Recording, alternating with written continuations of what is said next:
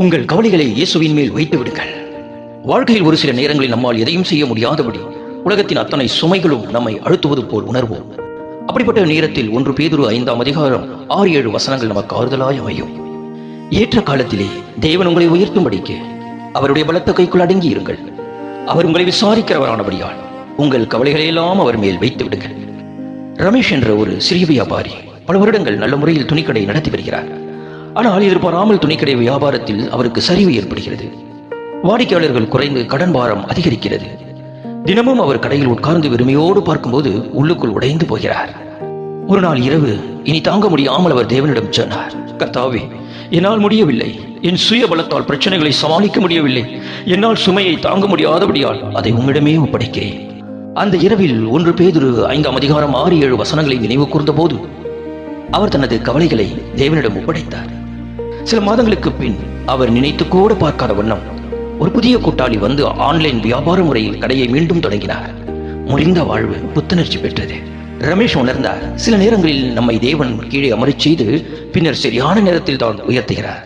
அனிதா என்ற இளம் பெண் கணவனால் கைவிடப்பட்டவள். 2 பெண் குழந்தைகளுக்கு தாய். குறைந்த சம்பளத்தில் வேலை, தாங்க முடியாத குடும்ப பாரம். ஒவ்வொரு இரவும் படுக்கையில் குழந்தைகளை நினைத்து கண்ணீர் வடிப்பாள்.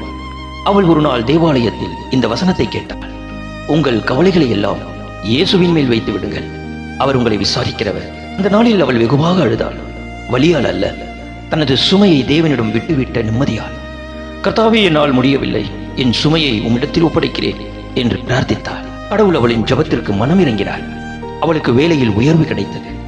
நல்ல மனம் கொண்ட சிலரின் உதவியும் கிடைத்தது. அவளது மகளுக்கு கல்வி உதவித்தொகை தேடி வந்தது. கடவுள் அந்த குடும்பத்தின் தேவைகளை பார்த்து கொண்டார். கடவுளிடம் சுமையை வைப்பது பலவீனம் அல்ல, அது நம் வாழ்வில் தேவனின் வல்லமையை வெளிப்படுத்துகிறது. நம்மை தாழ்த்தி தேவனை ஏற்றுக்கொள்ளும் போது அவர் தனது சக்தியை வெளிப்படுத்துகிறார். கவலைகளை நமக்குள் வைத்துக் கொள்ளாமல் அவரிடம் விடும்போது நிம்மதி கிடைக்கிறது. இயேசு தம்முடைய நேரத்தில் நிச்சயமாக உங்களை உயர்த்துவார். கர்த்தருக்கு பிரியமானவர்களே, நீங்கள் கவலையோடு இருக்கிறீர்களா?